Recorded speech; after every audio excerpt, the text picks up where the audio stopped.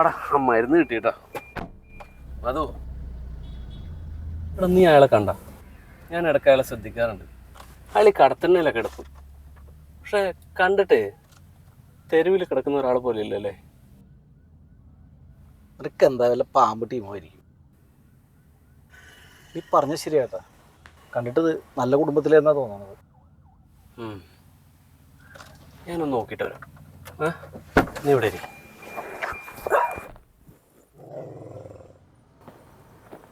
ചേട്ടാ, ചേട്ടനെ ഞാൻ എപ്പോഴും ഇവിടെ കാണാറുണ്ട്.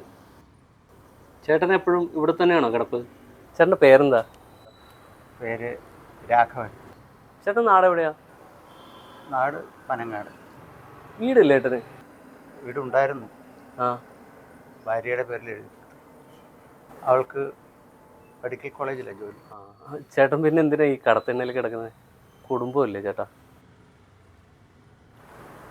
കുടുംബത്തിലാകെ പ്രശ്നങ്ങളാണ്. മകനുണ്ട്. മകൻ കല്ലൂരിൽ ഫ്ലാറ്റിലാണ് താമസം. അതെ ചേട്ടാ, എനിക്കൊരു ചാനലുണ്ട്. എനിക്ക് ചേട്ടനൊരു ഇൻ്റർവ്യൂ തരാമോ? ചിലപ്പോൾ അത് ചേട്ടനെയോ അല്ലെങ്കിൽ ഇതുപോലെ കിടക്കുന്ന മറ്റുള്ളവർക്കോ ഒരു ഉപകാരമായിരിക്കും. അതുകൊണ്ടാണ്. എന്തിനാ ഇതൊക്കെ മറ്റുള്ളവരെ അറിയിക്കുന്നത്? വേണ്ട. ഈ കടത്തണ്ണകളിൽ കിടന്നുറങ്ങുന്ന ഭൂരിഭാഗം പേരുടെ അവസ്ഥ ഇതൊക്കെ തന്നെ.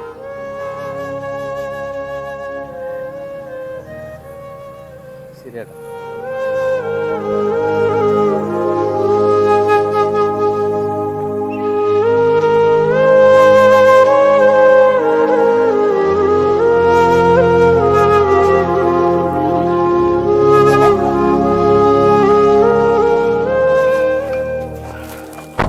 അതോ അയാൾ അടിച്ചിട്ടൊന്നുമല്ലടാ, എനിക്ക് തോന്നിയതാ. ഒരു കാലത്തെ ഒരു കുടുംബത്തിന് താങ്ങും തണലും ഒക്കെ ആയിരുന്നു അയാൾ.